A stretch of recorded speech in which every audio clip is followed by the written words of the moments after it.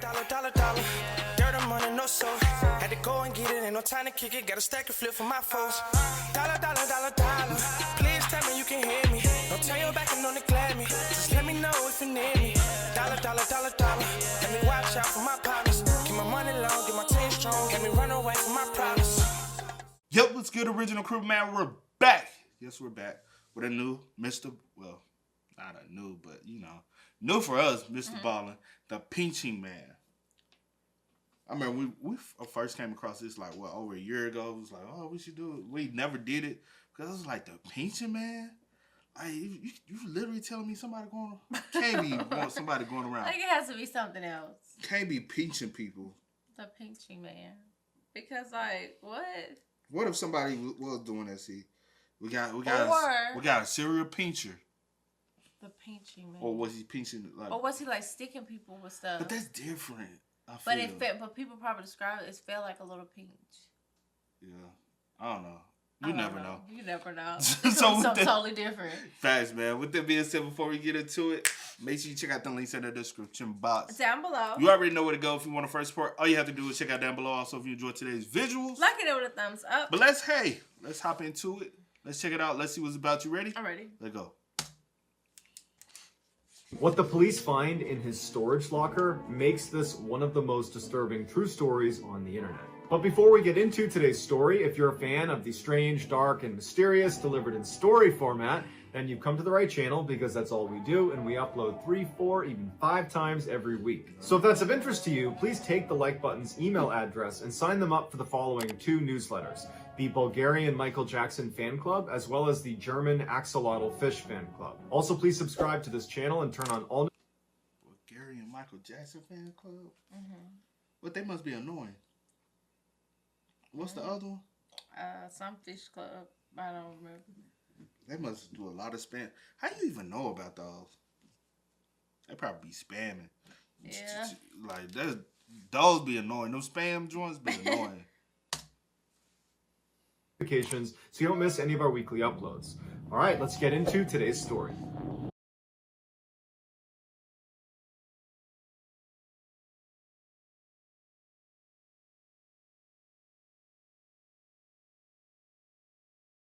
In 2014, a young woman named Jen was sitting in her sister's living room, looking out their back window where her son and her 2 nephews were playing.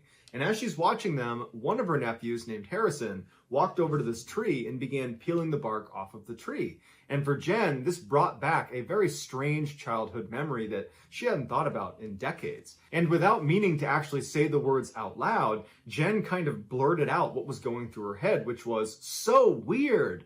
And her mother, who was in the other room, heard her say that, and she yells into the room, "Hey, Jen, is everything okay? What's so weird?" And Jen, feeling a little bit embarrassed that she just said that out loud and that her mom heard her, is quick to try to dismiss it by saying, "Oh, no, sorry, it's nothing. I didn't mean to say that." But as she's trying to dismiss it, her mom had walked into the living room where Jen was and saw Jen was looking out the back window towards the boys. And so her mom walked right up next to Jen and goes, "What are the boys doing out there that's so weird? Are they doing something they shouldn't be doing?" And Jen's like, no, it has nothing to do with the kids. I just saw Harrison, who was doing something that reminded me of some weird thing that happened to me, and I blurted out my reaction to it. That's all. And Jen's mom looks at her and says, "Well, now you got to tell me the memory because I'm totally intrigued." Jen says, "Okay, Mom, I'll tell you the story. I don't know if Frankie's mom ever told you this or not, but when I was 8 years old, I spoke to Frankie and he was doing some homework and he told me to come meet him outside of his house and that when he was done, we could meet up and go play together."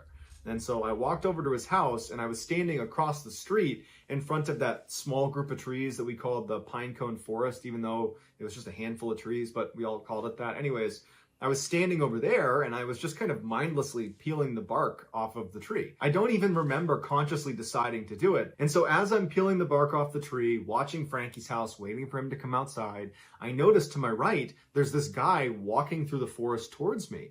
And I look at him, and I've never seen him before, and before he got even within 10 feet of me, I could smell cigarettes. He reeked of cigarettes, and his teeth were very yellow. He's missing a number of teeth, and I noticed right away when I looked at his hands, I don't know why I was looking at his hands, but I looked at his hands, and he had these pointy yellow fingernails that almost looked like he was intentionally growing them out to be long and jagged. And he comes walking up to me and stops completely in my personal space, And instead of looking at me, he looks at the spot on the tree where I had been peeling the bark off. And he's literally like 1 foot away from me, so close that I had to lean back because I didn't want to be rude and run away. So I'm leaning back to avoid being right next to this guy. And all I can smell is cigarette smoke. And he turns from the tree to me and he goes, "What do you think you're doing?" And I'm like this, and I'm like, "I'm waiting for my friend." And he says, "No, what are you doing to the tree?" And I remember looking at him and then the tree and saying, "Peeling the bark off?" And that's when he raised his hand up and pinched my arm with his nails, not with the pads of his fingers, but he was using his... Don't put them dirty, Yellow, bacteria-infested nails up on me. Nasty. I'm finna be like Mark out here. Don't touch me. What you said? Like, No. don't touch me with that. That's gross. You don't clean, bro. And you stink. You smell like... I know you ain't washing them hands and none of What them. cigarette you think he's... Just imagine. Marlboro. Camels. What's the Virginia Slim? Like them strong menthol ass, strong, bro. I ain't gonna hold you. It be people. You just be like, God damn, you smell like you just smoked a pack of cigarettes. Then they just walk past you like, you be like, bitch, you won't smell yourself? Like, God damn, you stink. They be like, yeah, love cigarettes. Gotta get another pack, you know. What y'all doing tonight? That's how they be talking, though. You should be like, bruh, do you need what I need? That's where you just go overboard. And then the tree and saying, "Peeling the bark off?" And that's when he raised his hand up and pinched my arm with his nails, not with the pads of his fingers, but he was using his nails, and he's pinching down on my skin, and through gritted teeth, he says, "How would you like it if someone peeled your skin off?" I remember as he's pinching me, I was so terrified that I didn't do anything. I was like in a trance and just stood there looking at him, wondering what's about to happen. And then as luck would have it, Frankie's mom just happened to come outside and yelled, "Hey, come on inside. Frankie's done with his homework." And so that kind of broke me out of my trance. I pulled my arm away and I began running away from him across the street towards Frankie's house. And I turned around once, kind of expecting him to be chasing me, but he wasn't. He was still standing next to the tree that I had pulled the bark off of, except now he was watching me. And I ran up onto the porch and ran inside, and that was that. I remember wanting to tell you about it when I got home, but for some reason I didn't. And then days turned into weeks, turned into months, and before long it was just a distant memory, and I never really thought about it, and at some point did forget about it, until just now when I saw Harrison peeling the bark off of the tree, and it brought it back, and that's why you heard me say, "So weird." That was my reaction to it, because I'm wondering, who was that guy and what happened to him? Like, that's so creepy. After Jen told her mother this story, she was expecting her mom to be a little bit horrified by it, because it is a pretty startling story about her own child. But Jen's thinking it's been so long since this happened and nothing came of it that her mom would probably quickly move on from it. But Jen noticed her mom looked very concerned, and she turned to her and she goes, "Mom, this happened like 2 decades ago. Like, this is not a big deal." And her mom looks down for a second and then looks up, and she has this look of guilt on her face. And she says to her daughter, "Jen, I should have told you this when it happened, but you were so young, and I felt like it was going to ruin your childhood. And so I just didn't tell you, and it seemed like you forgot about it, but obviously you didn't, and so I guess you got to hear the full story now." Jen's confused at this point, and she says, "What are you talking about?" And her mother, who now looked really uncomfortable, she's touching her face, and she looks very anxious, she says to Jen, "It's time you learned who that man really was." Before Jen could ask any more questions, her mom just says, "Honey, just sit down, and I will explain everything to you." So they sit down, and Jen's mom is still acting pretty uncomfortable. This is obviously a difficult subject for her. And she starts by saying, "Okay, so do you remember how in our neighborhood where you grew up, everybody seemed to know each other? It was a really tight community of people." And Jen's like, "Yeah, I remember that." And her mom was like, "Well, because of that, it made it really easy to spot people that were, outsiders, that didn't live in the neighborhood. And so if a car came down the street and I didn't recognize it, I would find myself looking out the window and watching the car to see where it was going, because there's no reason to be in this neighborhood." Frankie mama spotted. That's why she said, "Oh, come on in now." It's okay. Frankie's done because she recognized, she saw it. But instead of telling him, "Hey, leave her alone," because then he probably would have grabbed her or something. Yeah. That's just my assumption from it, because they live in a small, tight neighborhood. Somebody saw something. Yeah. And they recognized that and that's probably the best way to get him going. Oh, just come on in now. Yeah, Frankie's done with his play it home. cool. Instead of saying, "Hey, what are you doing?" And Yeah. he could have snatched her up, ran off into the woods. Y'all never seen her again. Yeah. That would have been crazy. What if that's the story, though? And then he turned out to be somebody for real. Facts. That's scary. Out the window and watching the car to see where it was going, because there's no reason to be in this neighborhood unless you're a visitor or you live here. And so I was in the habit of people watching anybody that showed up that I didn't recognize. And I know a bunch of the other mothers in the neighborhood did the same thing, one of them being Frankie's mom. Anyways, on the same day that creep came up to you and pinched your arm when you were 8 years old in 1995, well, that morning, Frankie's mom, Sonia, she happened to look out her front window and she saw a vehicle she didn't recognize. And it was a work van, a white work van. It didn't have windows in the back, and it was parked across the street near the pine cone forest. And so she assumed it must be a work truck, and whoever had brought it here was, working on one of the houses in the neighborhood. But where it was parked, it was not close to any one particular house. And there was lots of places you could have parked on the street. So it seemed odd, if you're going to be doing work on a house, that you wouldn't just park in front of the house. Like, why would you park, inconveniently farther away in front of this random forest? And so that got her thinking that something's up with this van. But she didn't think it was bad. She just was trying to make sense of it. And so all morning she found herself going to the window and looking out to see if someone was going to claim this van, but she never saw anybody go near it. She didn't see workers going in and out of it. She didn't see any activity that was related to the van. It was just this empty van parked randomly across the street. And by the afternoon, when still no one had claimed this vehicle, she was getting ready to call the police. So that same day, you and Frankie had spoken on the phone and planned to meet up at the Pinecone Forest after he was done with his homework. And he didn't tell his mom about these plans, and so she didn't know that you would be very close to this van. Had she have known that, she would have told you to not wait out there, but instead to come right inside and don't go near this van. So at some point in the afternoon, when Sonia's getting ready to call the police, and you were actually already over at the Pinecone Forest waiting for Frankie, Sonia's looking out the window and she sees the back two doors fly open, and that guy who pinched you jumps out of the back and starts running into the Pinecone Forest. And from where Sonia's looking, she can only see part of the forest. The other portion of it is to the right, that's out of her view through this window. And so she turns and runs in her house to the side window of her house, and she looks out at that section of the Pinecone Forest where this guy has run to, and she sees you standing in front of the tree, and she sees this guy sprint right up to you and sees him pinch you in the arm, and he's talking to you. And that's when she ran out onto the porch and yelled for you to come inside. And she would tell me later that when she did that, she tried to sound very natural. She was worried if she sounded like this was an emergency, not only would it frighten you, but it might trigger this stranger to grab you or take you, because now he's been made. Someone realizes he's a bad guy and he might take you. And so the whole time she's watching you, she was watching him to see if he was going to chase you. And so when you came inside, she did her best to be totally calm and told you to go play with Frankie. And as soon as you were out of the room, she ran around the house and locked all the doors, all the windows, and then called me. And we decided it made sense to call the police. Even though you were safely in the house, we didn't know who this guy was, and it seemed like he was intentionally targeting you, like he was waiting. Told you, it just made sense, you know what I'm saying? And obviously, it had to be somebody for this story to be out there, somebody that actually was doing something. It wouldn't just be a random story like, hey, it would have been one of the ones that you put on like Reddit, and people are like, oh yeah, that's spooky. But for him to really, I guess, really want to cover it, it has to be something that, like, something a little bit more major. Yeah. The whole time. And so Sonia calls the police, and a police cruiser was sent over to our neighborhood, and they quickly found the white van that matched the description.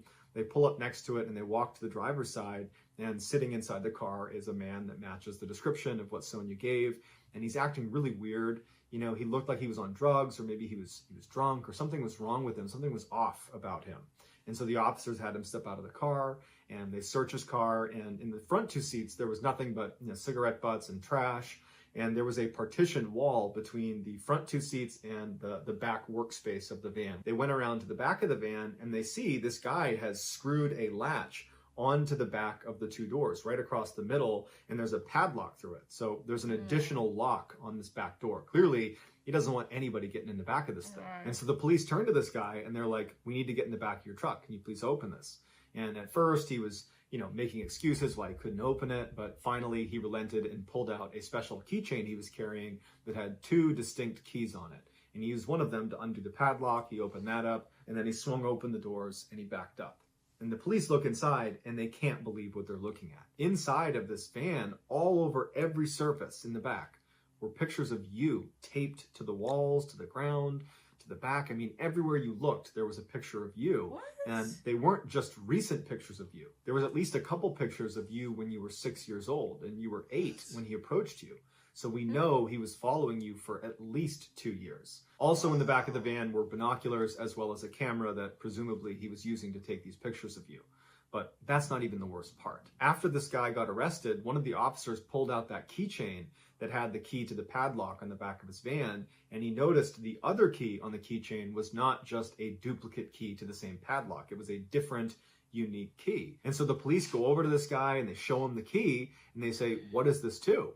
And he says, it's to my storage locker.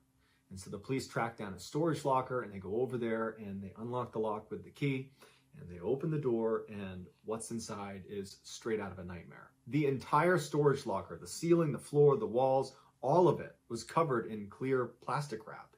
And behind the plastic wrap, you could see on the walls were hundreds more pictures of you.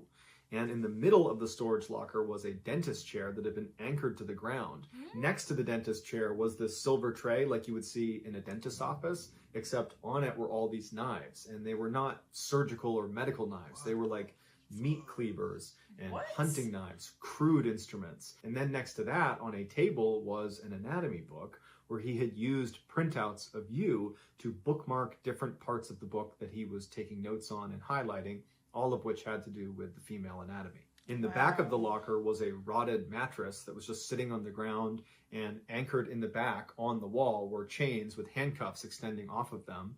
And then next to the bed were dozens of empty 5-gallon drums. When the police showed us pictures of the inside of his van, we were very shaken up. It was just so awful to imagine someone taking advantage of you in that way, watching you. But when they showed us pictures of the chamber that he had created inside of his storage locker, that's just something I'll never get over. He clearly had plans for you. After hearing this story from her mother, Jen is a mixture of angry with her mom for not telling her sooner, but also sad, that her mom had to go through that with her child, because now Jen is a mother, and she can only imagine how horrible that must have been for her then and even still now. And so all Jen could think to do was give her mom a hug. After they embraced, Jen asked her mom, what happened to this guy?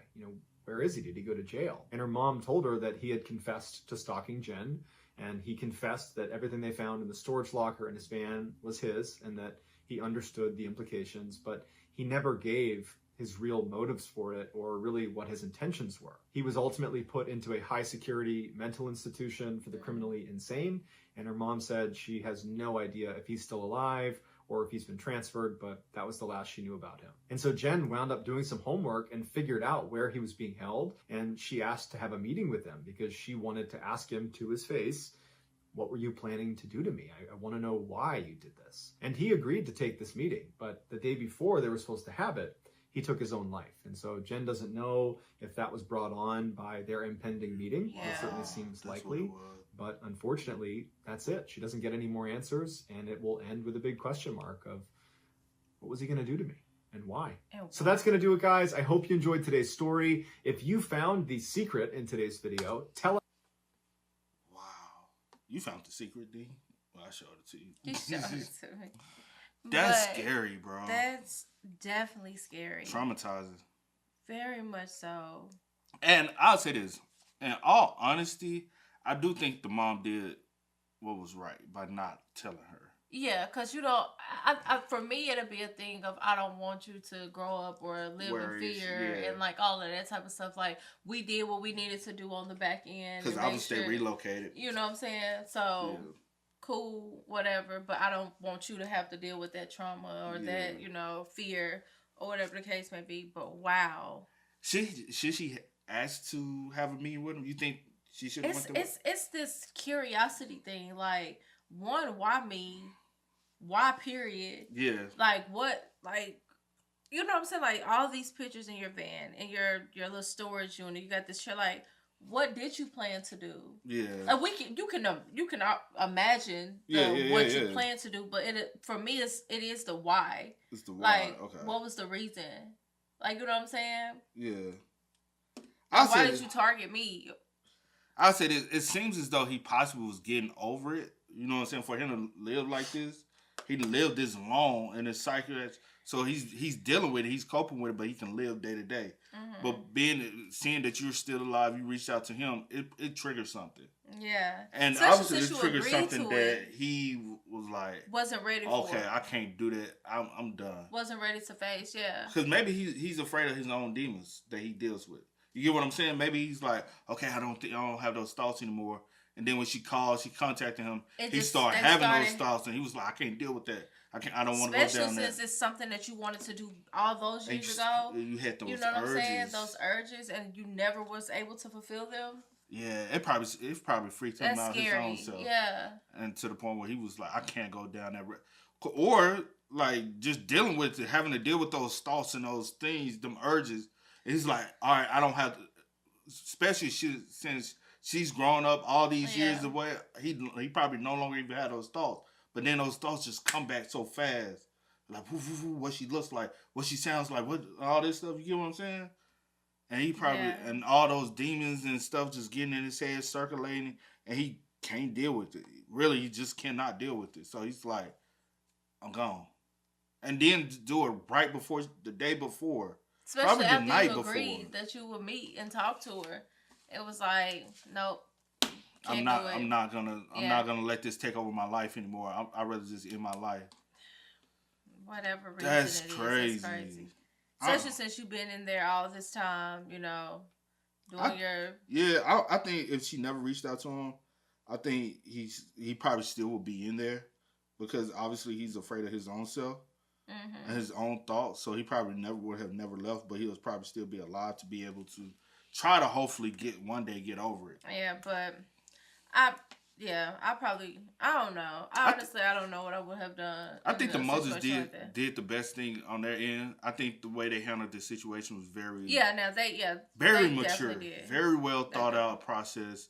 Don't want to alarm him. Don't want to alarm the child. Don't want to make the situation worse.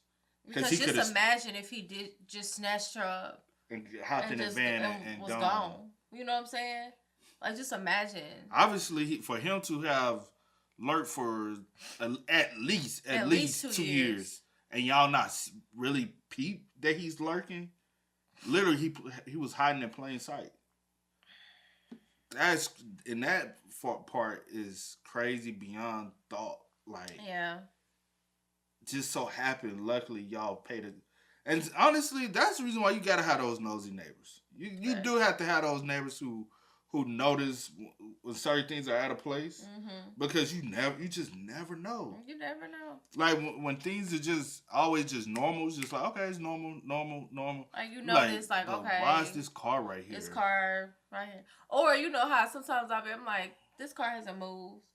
Like me, I be like, is something wrong with the person? I haven't seen the person. The car hasn't moved. It's in the same position. Yeah. This is the same. Nothing has changed. I'm that type of person. I'm like, should we like? Yeah, in that regards, for sure. And then you are on the top. You're the like. You notice every like. Yeah. Okay, this new, this car. Yeah. You know people's car. You know.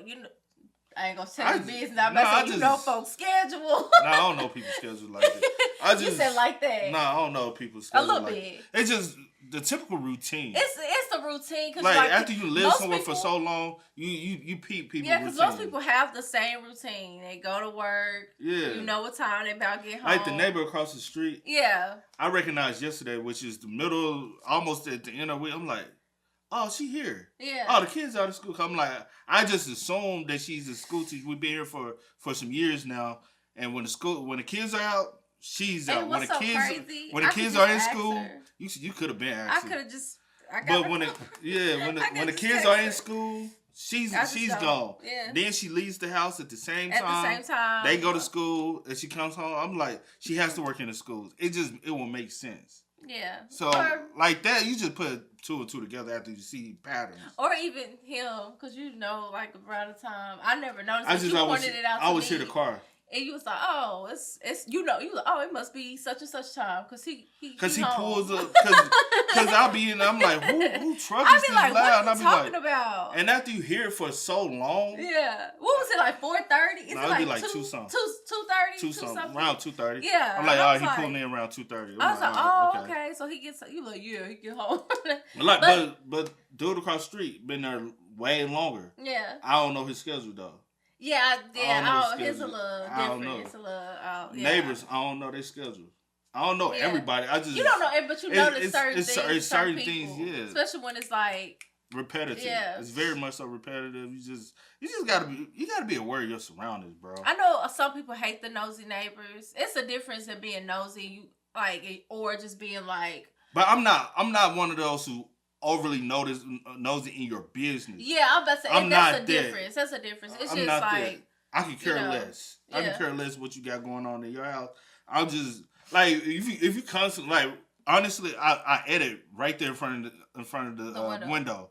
So while I'm editing, I hear the truck, and then I just look at the time like, damn, what time is it? And over time, I'm like, all right, because he got loud pipes on the truck. Yeah. And I'm like, oh, okay. So he comes home around this certain time all the time. Been doing it for about a year. In certain situations, especially like this one, it pays to have those type of people that are very observant. Yeah. Because you do need that. Facts. Because some people are not at all. Now the one I'm talking about. She a little nosy too. So she's trying to make sure everything is she a little nosy too. But hey, man, y'all spare myself. I really feel like everybody handled the situation very well, very correct way. Didn't alarm the child or the predator that we were on to what was going. You know what I'm saying? Because you don't want the kid to be startled. You want her to just be able to be safe and tell her to come on in to play with the kid, play with Frankie. It makes more sense. And this is the last thing I'm about to say. Since it was mainly just pictures of her in the storage and in the van, I wonder, was that like the only young... Probably so. Yeah. Because he never had any evidence of anyone else. So there was and that's probably the reason why he never acted upon it, because he didn't know how to.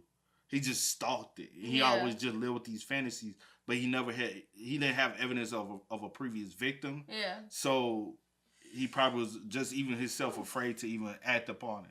That's scary, but yeah.